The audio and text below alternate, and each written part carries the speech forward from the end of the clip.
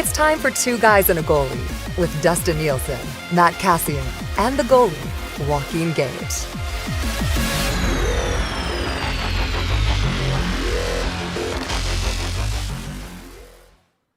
Hello, everyone, and welcome to another episode of Two Guys and a Goalie. It's Nielson, Gager, Cass, and Tommy Huge Wiener Gazzola stepping in for our man Hernan Salas, who had to work on TSN 1260 today. And man, I was under pressure there. Cass reconnected like 8 seconds before we came on, and I managed to scramble around and get him in. So I'm running this adrenaline right now, boys. I'm so fired up. Let's keep rolling with this energy here in the episode today. It's all brought to you by our friends at Coolbet Canada. Visit them at coolbet.com. Sign up for an account. You get a 100% deposit bonus up to $200 if you use the bonus code 2guys, number 2, and then the word guys. All right, I'll get to it. You guys were talking about it before we hopped on here.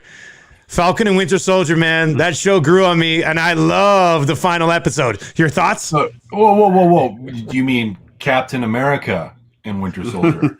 Well, I mean, there's going to be a movie here, right? Is there a new Captain America movie? Like, has to be. Yeah. Oh, yeah. There most definitely will be. And I'm excited for it. You know what? I told my wife I was so excited. And you know what I love about the character is he's a Captain America, but he doesn't have like the superhuman powers. And he's kind of this hybrid between Iron Man and Captain America. Like where he's got the suit that helps and assists, but then he's got the values of Captain America. So it's like you kind of take the best part of both of them. You get the best part of Captain America in the values and the character, and then you get the best part of Iron Man and like the technology and the cool suit. So I don't know, I was pretty pumped. I think it's awesome. Yeah, there's a scene in there. There's a jump off the couch scene in that last episode for sure. I don't want to spoil it for anyone, but I just loved how they really incorporated some of the issues I think that's going on in the world with the story of the whole thing. And I just loved it. I thought it was great. I mean, I wish I could have just watched the whole thing at once. I probably will just sit down hopefully on a weekend afternoon and pound through the whole thing, because that was just a great one. The only thing wrong with it is I got to wait 3 more months until Loki comes out, I guess. But I thought awesome it was series. A month, isn't a month and a half only? June. I thought it was June. It's June 11th. Is it June 11th? Yeah. So I think it's June 11th. Or is it July 11th? I think it's June 11th. It's July. I think it's July. Buddy, don't tell me it's July. Come on, I got to look this up here. Just a sec. Loki released. Yeah, June 11th. 5 days. 5 days before Yellowstone season 4. Boom. Oh my gosh. Boom. Yeah, that's good. Tommy, what'd you think?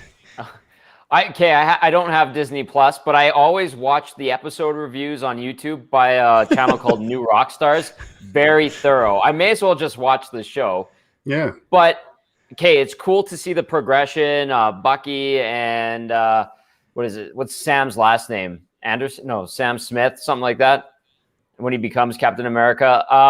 But let me ask you guys this. Who is the next Iron Man? Is it the new Captain America, or is it supposed to be Peter Parker? Like, that's what I don't understand. Is everybody now just the new Iron Man in the Marvel Universe? Because he, before he died, bestowed all of them with this wonderful technology and these great suits. Like, I don't understand. Where are we going with this? Is everybody Iron Man now? Am I the next Iron Man now? I hope so. It's I think in the comic books, Morgan, his daughter, becomes Iron Man. Right. See? And that. So yeah, Tommy, you gotta get some Disney Plus. Just use that moniker of yours and start having some kids. It looks like Cass froze on us again. We'll come back to him. And this isn't going to spoil anything, but there was that one moment in the final episode there where I think Cass was talking about, you guys were talking about, where he was like holding that thing up, and it was Falcon, Captain America, Iron Man, all rolled into one. And I was just like, come on. He's got everything over. Remember when he like kind of blasted a bit, and I was just like, this is it. Like that had to have been, they had to have meant to do that, right? Gager, like to tie into Iron Man. Like, come on. Oh yeah. It was awesome. So good. Great. So good. So good. All right. We're going to try to reconnect with reconnect with Cass. He might have to restart his computer or something. I don't know what's going on with Cass, but we lost him. But we do got lots to get to. Let's get to We Got to Talk About It, brought to you by our friends and partners at Break Kings. Hop on Break Kings on Facebook, facebook.com/Break Kings with a Z. I'll be doing another break midweek and then another one on Sunday. It's my new life. That's how I live. It's like podcasting is my backup plan for radio. Card breaking is my backup plan for podcasting. That's essentially how it's going to work. So I still haven't pulled a Gager in a group break. Gage, you think you got any cards? Have they ever come to you and said, hey, let's sign some and sneak in some new Gager cards right now? I wish. Yeah, that'd be great. But I don't know. I'd do one. I'd do one for sure. That'd be Gager, do you have like your own cards? Did you get them when you were playing?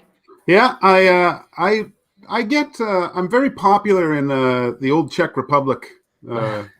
Tommy, I get a lot of mail, a lot of fan mail from the Czech Republic and Slovakia with old cards of mine. I don't know. Maybe I was big there. I know we went there a few times with Team Canada, so I don't know. But yeah, I still see them floating around. I've got some special limited edition Swedish cards that I've been teasing Dusty with. I know he's a fan. So, and I even have blonde hair in those. So I'll have to get those up in the studio just so people remember me. Gager, I have a follow-up.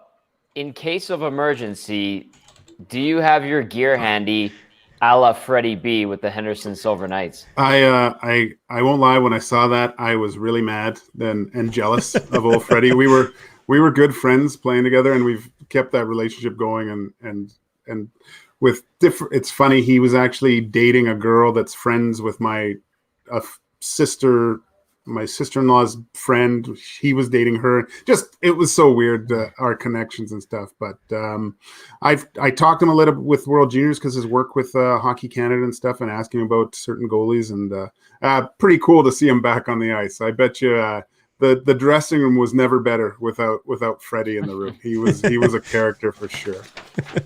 And he's wearing an Atlanta Thrashers mask. Sorry, Dusty. No, that did look good too, though. You're right. I was pretty geeked out about it. The old goalie fan in me. Cass, his Wi-Fi completely dropped out, so he's trying to restart that right now. But we've got Gager, Nielson, and Gazzola with you. Let's start with mine. It kind of broke this morning. We got to talk about Nick Ehlers, done for the season with the Winnipeg Jets. Obviously, a team that the Oilers will very likely be facing in the first round of the postseason. This is a team that moved Laine, who's a natural winger, to bring in Dubois, who can play both spots. And one of the reasons I think they felt comfortable moving Laine is because of the play of Nick Ehlers. Ehlers this year, and I talked about it a little bit on the Smash Hit Nielsen show today with Frank Saravalli. Ehlers has been like a 25-goal, 60-point guy. This year he's playing at like a 35-point, 80-point pace, which is just insane. I don't think we can. And he's a guy who gets under players' skins. You can obviously see that against the Toronto Maple Leafs. But this is a guy, and Tommy, let's throw it to you first. This is going to be a huge loss here for the Winnipeg Jets. Yes, absolutely. In the stretch drive, I mean, I don't know if you throw out their ambitions for first place in the North, but we're running out of time here, and Toronto continues to play well. They played well against Winnipeg, and yeah, I mean, they're a good team. They're deep at forward, especially, as you guys know. So the other side of it is it really that bad when it comes to playoff time and he might be good to go? Yes, I think the answer is still yes, but they do have enough depth to kind of make up for Nick Ehlers being out. And then on top of that, like, what does Nick Ehlers look like when he does come back from injury? And I don't know if like he's going to be ready to go right at the start of game one of the first round of the postseason, or if it might take a little bit longer. But yeah, it's a tough blow, but they have 3 weeks here before things get going for real when we get into the postseason. Cass, welcome back, buddy. Yeah, I'm blaming it on my internet provider. It just decided to shut down for a hot minute there. So I'm just assuming it knew that I was going to say something bad, and so it just it was like when they do the blank out, like they listen to everything like 2 seconds before it goes and they cut it out. I'm fairly certain that's what happened. That's probably what was going to happen. They knew exactly what was going on. We were just talking about Nick Ehlers and the Jets losing him here. It's such an important piece. Only Scheifele has more points this year for them. I don't care how long he's going to be out. That's a big-time loss here for the Jets. Huge. And as you guys undoubtedly were saying, if he's out for a period of time at the beginning of the playoffs, that's massive for the Oilers to have that quality of a player not in their lineup, or just coming back after an extended absence where maybe he's not going to be as sharp as he was. So don't know exactly how long he's going to be out here, but very fortunate if you're the Edmonton Oilers and you do end up playing the Jets. Yeah, it's really disappointing on a personal level because I think I have him scoring 2 tonight. So that's that's too bad. But you had him on the over 1.5, did you? Hey, Gager? I did. This is terrible. But yeah, that's not happening. But anyway, I remember it was just the other game actually, and my wife, who was an old figure skater, it was funny because we were watching the Winnipeg Jets for some reason, and we saw Ehlers just coming up the ice, and it's comical when my wife noticed someone who can really skate well, and he took the puck, and just his ability to carry it through the neutral zone and gain the offensive zone, that not having that in the lineup is really going to hurt the Jets. And even my wife said, wow, that guy can really skate. And even I believe some commentators were actually, I mean, it's not a real comparison, but the way that they can move and accelerate, it's as close to Mr. McDavid as you possibly can get in the National Hockey League. And he's got one of those wrist shots that just sneaky, hard, fast, quick, come off his blade, catches goalies off surprise. Yeah, big loss for the Jets. Good for the Oilers, but sometimes it gives another guy an opportunity to step up, right? Well, Gager, let's stick to what we got to talk about and stick with where you want to go with.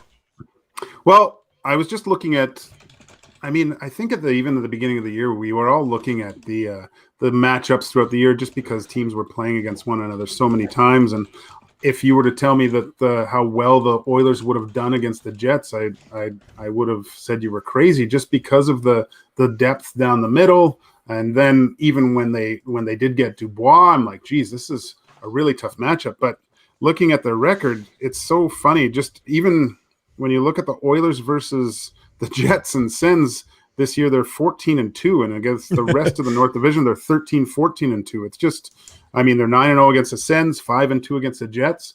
I didn't like the matchup really, but now I'm after seeing the way that the Montreal Canadiens play against them. We know how the Leafs play against them. It looks like this is going to be what we're going to see at first round in the playoffs. I don't mind the Winnipeg matchup. I guess we'll see a little bit more of that tonight, but maybe it's a little bit. I did kind of get lost watching The Last Dance a little bit this weekend, and maybe just hearing that how deep that the Winnipeg Jets are down the middle, and they're so good at center. I mean, I'm sure Mr. like McDavid and Draisaitl hearing that. Maybe a little bit more juice going up against these other centermen at times and showing who's really number one at that position in the North. Boys, what is it I think about this matchup, Cass, let's go to you, that has allowed the Oilers to win 5 of 7?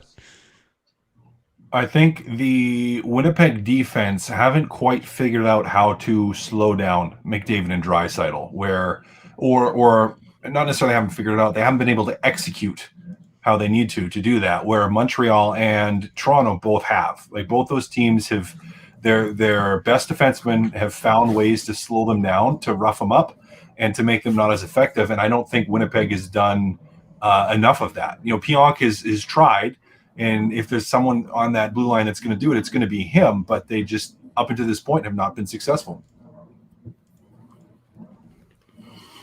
Tommy, do you think? Now, go ahead, Gager. Is Ben back in the lineup now? He's there now. So I mean, I don't think he's as good as Pionk, but then there's another kind of reliable D-man, I guess. And I don't know if that moves the needle for them back there, but I was just going to throw out there, and Gazzola, you can chime in on this if you want.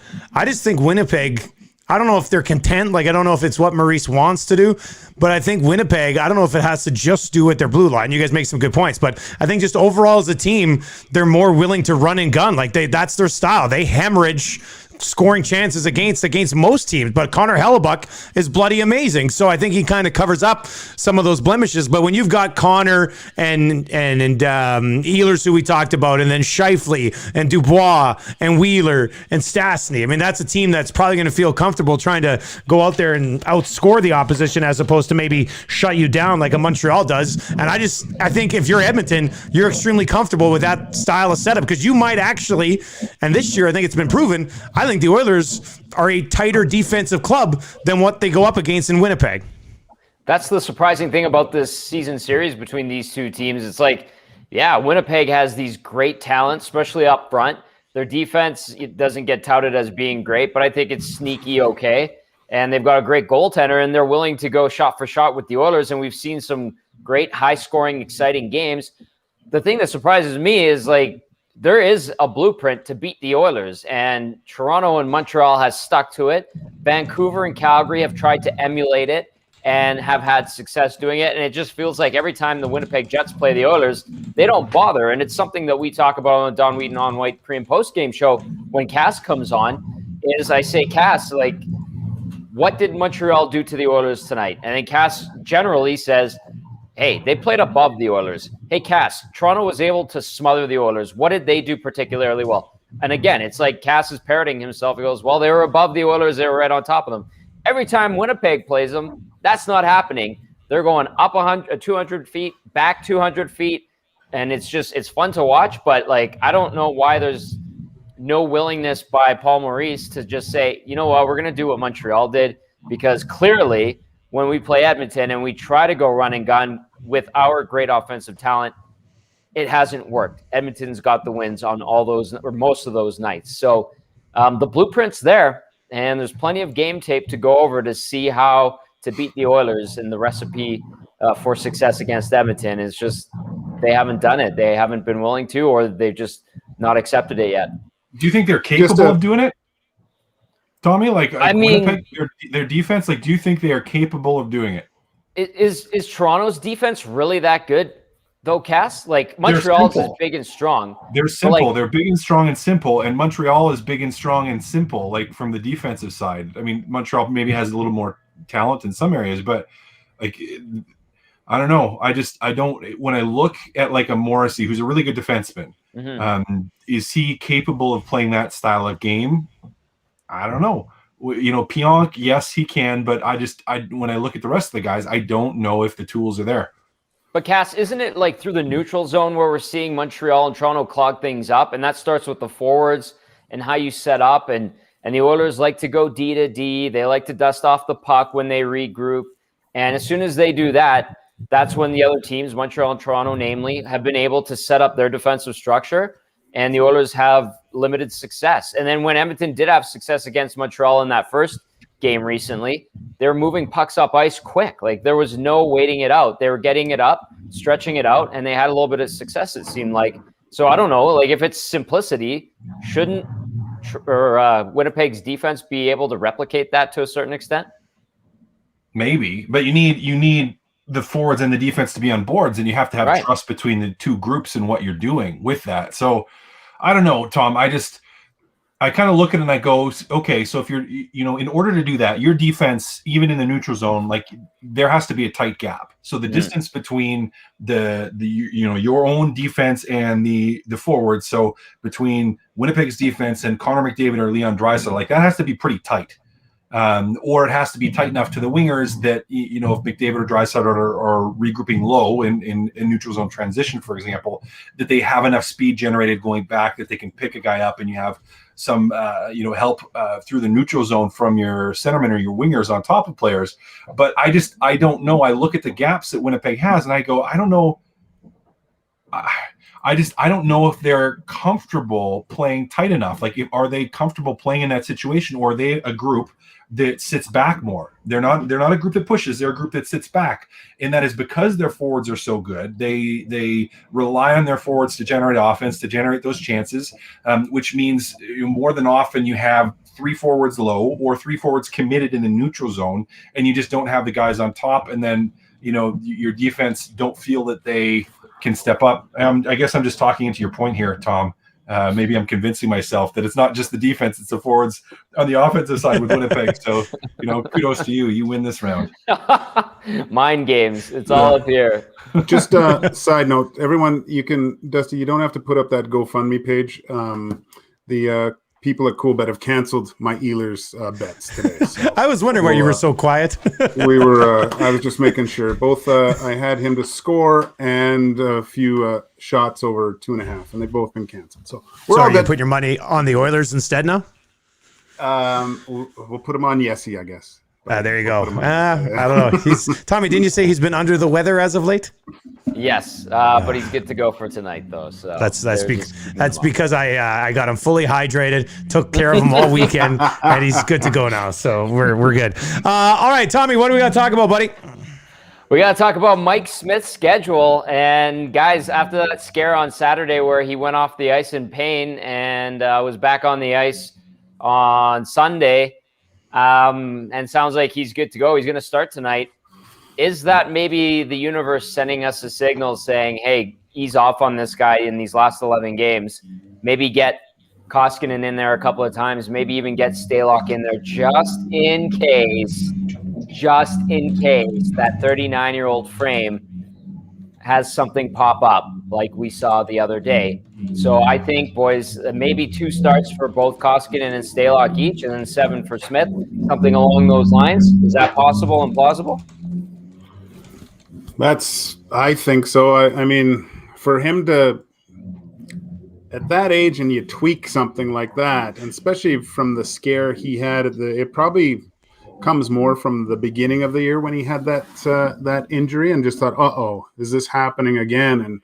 And being overcautious. That's a little bit scary. I would want to make sure that he is, because you have the room, you have the time to make sure that he's 100%, right? I mean, give him some rest, get the trainers working on him.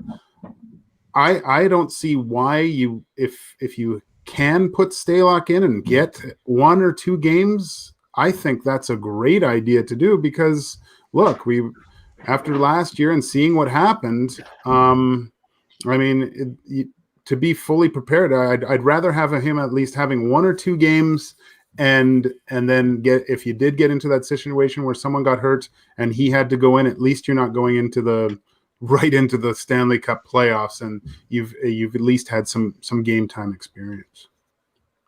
Well, boys, that's ideal. Like that's the ideal situation. But I'm going to throw a wrench at you here. What if Mike Smith doesn't want that? What if he wants to play? Cass, if you can dodge a ball, you can dodge a wrench. Get Mike Smith ready, prepared, and rested before you can do that. But what if he thinks he won't be prepared if he's rested? Like if you rest him too much? What if he wants to stay in the games? He's a battler, Gager. He's a fighter. He wants to be in there. He wants to be playing. Of course. But what did you do when you had your pubic Malaysia or whatever you had? That you said right. Okay. Pubic Malaysia. You wanted to get right back in here. That didn't hold you back, right? Every player is going to say that. When my groin ripped right off the bone, then eventually it stopped me. I couldn't do anything. We want to guard against the. Yeah, I think you guys are right. That's what should happen. That's what I would like to see happen. But I just see Mike Smith saying to Dave Tippett, "Nope, play me." Like I could see him. Yeah, I could see maybe Koskinen gets 2, Stalock probably none, and Mike Smith gets the rest. So I got the schedule here, boys. Let me run so they got Winnipeg tonight, then the back-to-back, Winnipeg, Calgary, Wednesday, Thursday. So Koskinen is going to get one of those. And then they've got a back-to-back on May 3rd and 4th next week, Monday, Tuesday, against Vancouver. Outside of that, there's no more back-to-backs. Only 2 back-to-backs left. So, Cass, you would think that Koskinen just gets the 2 back-to-backs and Smith starts every other game the rest of the way? Yep. Unless there's actively something where he's banged up, to me, that's not ideal, but I think that's what Mike Smith wants because that's just his mentality. That's how he approaches it. I understand him wanting to, and you're probably 100% correct. He wants to probably play every game the rest of the way. But at the same time, I also think or would assume that he is at that point in his life and stage in his career where he does have the wisdom to know that, all right, playoffs are pretty much going to be a lock. All right, we're probably going to play Winnipeg.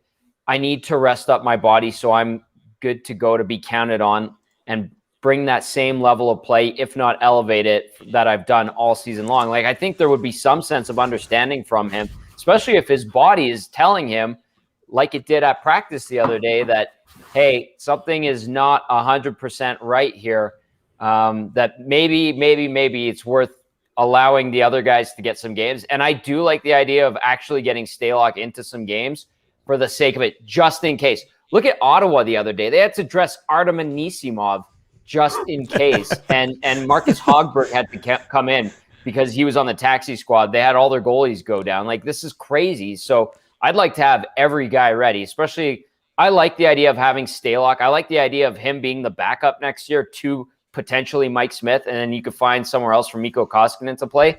I'd like to see him play a couple of games just so he remembers what it's like to play NHL games, because he hasn't since the bubble. That's a long time off, man. Yeah. That is a long time not playing. I'd be more comfortable with one of the younger guys, actually, with Skinner and Shoot. Just because they've been playing, yeah. Well, and they've been playing well, right? I think I saw a stat. They're ripping it up down there. It's funny how a little bit of a taste of the NHL can motivate you with Skinner. I think being up here and seeing what goes on and preparation from some veterans has done wonders for his game down in Bakersfield. All right, so we'll see how this plays out between the pipes. We'll obviously have to talk about here over the next couple of weeks with the Oilers is do they ride Mike Smith here, fighting for home ice against Winnipeg, or do they mix in a little bit more Koskinen and possibly Stalock? Cass, what do we got to talk about, buddy? Yeah, I wanted to talk about our boy McLeod. Nobody knows him yet, right? Nobody knows. I mean, it's his first NHL game, so I guess we'll hear how to properly pronounce his name coming up here. Big first game for him. I'm excited to see he's going to step in here at the center position, most likely between Shore and Archibald, which is kind of where I assumed he was going to slot in, like in the bottom six. Some players that are going to play a pretty consistent game, like what you're going to get with Archibald and Shore. They're predictable. And for a player stepping into his first NHL game, especially against the Winnipeg Jets, where if McLeod, goes into one of the top two lines, like that's right into the fire. Like you are throwing him in hot and heavy in that situation. And here you can work him in a little bit more. You have a little bit more control. Granted, you are on the road, so you never know what Winnipeg's going to do from a matchup standpoint. But at least you have some control over where he's playing, and the players he's playing with are going to give you a little bit more of a consistent game, which for him is good. But overall, I'm interested to see what he does. He has a pretty high offensive pedigree. Hopefully, from all accounts and reports, because I haven't watched him that much, thinks the game really well offensively and hopefully defensively too. So I'm interested to see what he can do here. Like, is this a guy that can come in, that can fill that third or fourth line position, give you what you need on defense, but also provide maybe a little bit more offense than some of the other guys have been giving you thus far on the depth side. So, will be an interesting situation for him, a fun one. A lot of people are excited about him. He's a young player making his NHL debut. Big night, should be exciting. I always get excited to see that for guys. That first game is just an incredible feeling. So pretty pumped for him and excited to see what happens tonight for McLeod. I just, before you guys chime in, I'll just say I really like the spot they put him in. Center between Shore and Archibald. Like, exactly what you're getting from Shore and Archibald. It's not like, it's going to be tough to figure out how to play with Josh Archibald, or it's going to be tough to figure out how to play with Shore. I mean, these guys play a very simple, yet at the same time, relatively effective game compared to everybody else in that bottom six. So I think he's put him in a great spot. I look forward to the conversation. Sorry, boys. I look forward to the conversation that we'll have if Kara and Kassian are healthy, because then you go maybe a Kara, Kassian, somebody else, like Gaetan Haas or somebody on that left side. But I think there could be some legs here to McLeod, Shore, and Archibald. Tommy, Gager, what do you think? Go ahead, Tommy. I'm just curious to see how he plays. Like, I know the first game, I'm one of two guys on this panel here today that has not made their NHL debut, unfortunately. But like, I'm curious to see how he handles his first game. And then on top of that, like, what kind of game do we see from Ryan McLeod? Like, will he be able to just continue that confidence that he's clearly built in the AHL in a more limited role up here with two veteran guys on his wings? Or does he change his style of play? Like, how does he approach it? And that's something that I think will be a test, at least from my perspective. I'm curious to see how he goes about doing so, especially with the week off and doing the whole quarantine thing and just a couple of practices with the team. But I'm eager to see him. There's been some people that kind of knocked his hockey IQ. I never understood that because everything I saw from him, whether it was in training camps, preseason, the film that we see from Bakersfield, he looks like a pretty damn smart hockey player and knows how to get to the right areas of the ice. So I'll see tonight how he translates that to the NHL level. But again, keeping in mind, the nerves will probably be going, the adrenaline will probably be going, and it'll take a little bit of time for him to settle into the NHL.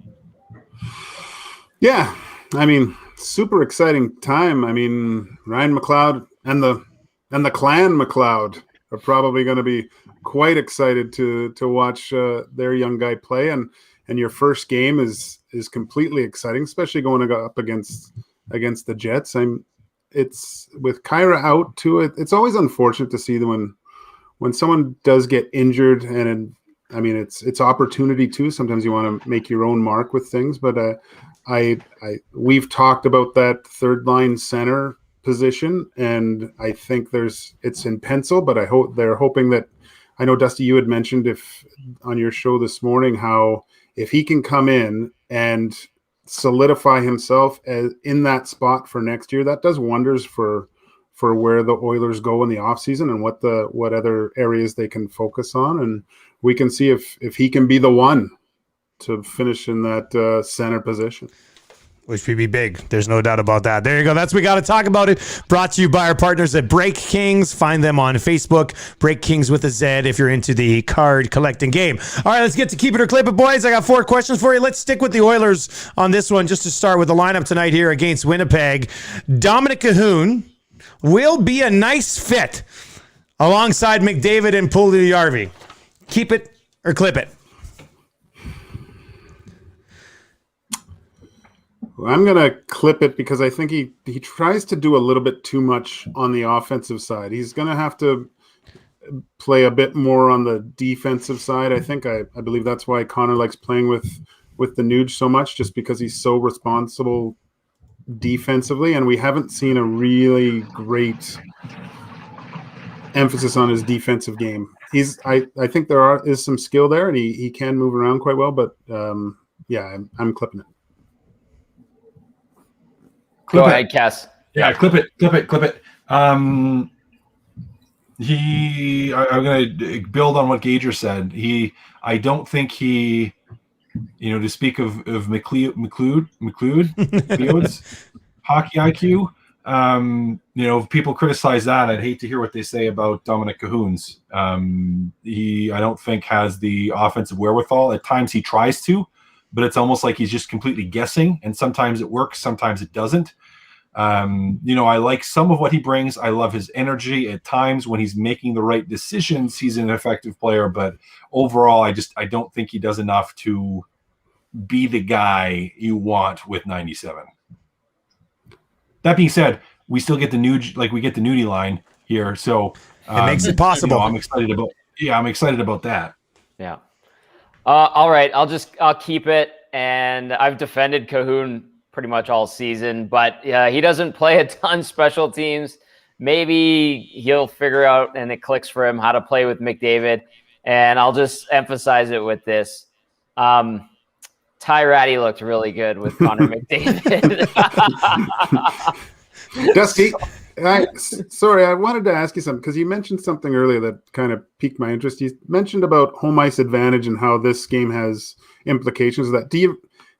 Does home ice advantage actually mean anything this year? I was kind of trying to link that with possibly putting in Stalock, because you're not playing in front of fans, and it's a completely different atmosphere without it. I think that's the only X factor that would be without the home ice. Well, I'm going to throw it to Cass because Cass, you played forward in the league.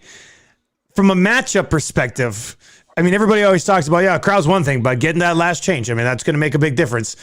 Does it really though? It can. It can make a big difference. I think the building and the crowd in your home environment is a bigger, that's the bigger benefit. Factor. Yeah, the last change is important. It is nice, especially, but it's only if you're going super matchup heavy, which the Oilers aren't. If you're the Edmonton Oilers, you don't really care because you're not a matchup reliant team. Other teams try to match your lines, you're not really trying to match theirs. That's especially with the amount of ice time that McDavid and Draisaitl get. So I don't see it as being a massive, huge thing. Home ice advantage here for Edmonton. For some other teams, maybe. If you're Montreal playing against Edmonton, okay, maybe home ice is important then. But between and Winnipeg as well, you're kind of well, they have a lot of really good lines, and you're basically both coaches are going to throw their best against the best, versus having one or two guys that you're specifically trying to match up. So I just don't see it being as big of an issue. Now, being a little bit more in your home building, a little bit more in your home rink, a little bit more eating at home, sleeping at home, living at home, that could maybe provide a benefit. So that's where the advantage is. But without the crowd, it's, I think, a lot smaller. All right, let's go to question number 2. The Flames will catch the Habs for 4th spot in the North. Keep it or clip it.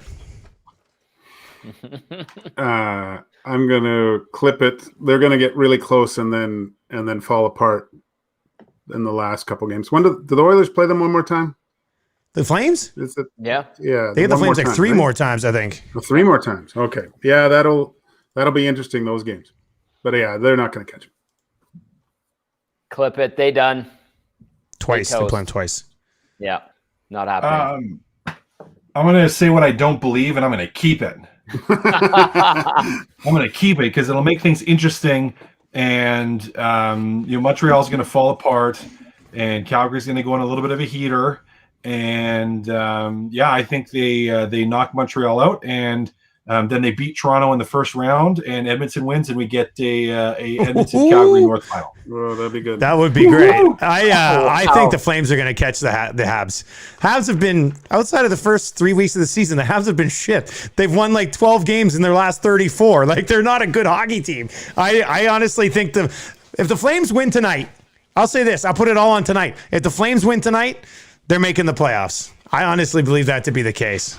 So we'll see. I could be wrong. 2 completely different teams. After watching the games that they played against Edmonton, maybe they just got up for those games a little bit more, but it was a shadow of their former selves against the Flames. I couldn't believe it. But the Flames did play well. Johnny Gaudreau did score one of the most impressive goals I've seen. It looked, there was just enough room for that puck to go in, and that was unbelievable, actually. But I think you're wrong. Thanks, buddy. Question number 3. A midlife crisis starts when you turn 40. Keep it or clip it? Clip it. My life's been crisis the whole time. My entire life is a crisis. Okay, I'll clip it. 5 years away, Dusty. I just hope that the gravy train keeps rolling, buddy. Dusty's turning 40. That's why he's asking. Tomorrow. He's looking tomorrow. And it's I don't know how to deal with it. I thought I'd be super devastated, but I feel like I'm not going to be much different. So, no. But if it's when it's supposed to start, I'm all in. Convertible, motorbike, something, I don't know. Yeah. I think I need to get a treat, right? Yeah. Well, I think you do it intentionally because you're almost allowed to. Yeah. So treat yourself. 3 years of it.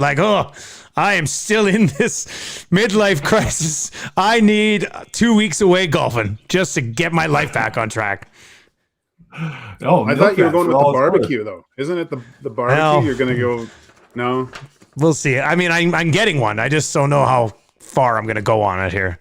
So there's a lot of, you do not believe, like my tweet about barbecues and the text today, probably the most texted and tweeted about topic I've posted in 3 years. Like people are very passionate about grilling and smoking. That's what I realized today. It's something else. All right, let's wrap up with this one. The Leafs are the softest of the playoff teams in the North. Keep it or clip it. Now, let me say this. I asked this because I had Frank Saravalli rank them today on, that willingness and the grittiness to play that playoff style of hockey. And he had Toronto at the bottom of his 4. So do you guys keep that or you clip it? I don't know because oh man, you know why this is tough for me is because if I look back at how they played Edmonton, that was playoff hockey.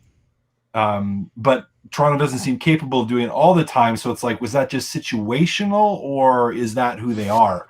Can they turn that switch? I'm going to say the Calgary Flames are because they're going to be a playoff team. So I guess I do have to say though, like in terms of the softest, this stylistically from our observations, what we have seen over the course of this season, I have to keep it and say I think they do slide in that last spot as of today, but that could be dramatically wrong. Yeah, I keep it too. We haven't seen them play that style, or maybe it's another team hasn't played that style against the Leafs to bring that out of them, right? So, I mean, it would be interesting to see if everything stays the same and the Leafs do play the Canadiens and the Canadiens implement the game that they played against the Oilers a few weeks ago and see how they respond to that type of physical play. We haven't seen it yet, but I do think they would be capable of doing it. But I'm gonna keep it. I think they're ranked 4th. I'll clip it and I'll say Winnipeg is the softest. Outside of their third line with the big boys, I don't see a lot of playoff tough type players. Like Logan Stanley's a giant, but outside of that, I feel like Winnipeg's more skill and speed. And if it gets rough and tumble, like they'll try to answer, but failingly kind of. So I'll say Winnipeg's the least rough and tumble of the bunch. Not a bad answer. I think Saravalli had him they were number 2 on his list, I think, if I recall correctly. All right, boys, that's going to do it. Tommy, thanks for stepping in today. I think you're back next Monday, too, aren't you? Did Hernan tell you that? That's a surprise to me. Okay, Can't wait. I think we need you next Monday, too, so just a heads up. You might want to schedule that. All right, boys. We'll chat on Thursday. We'll have a couple Oilers Jets games to discuss. That should be good. 3 games in the North tonight. Maybe we get some stories coming out of there as well. Once again, 2 Guys and a Goalie on all your podcasting platforms. So if you've been watching on the live stream, subscribe to the podcast so you don't miss an episode. It's all brought to you by friends at CoolBet. Visit them at coolbet.com and use the bonus code 2Guys when you sign up for an account. Stay cool, bet responsibly. Gage or Cass, huge wiener. Thanks for the time, boys. See you guys.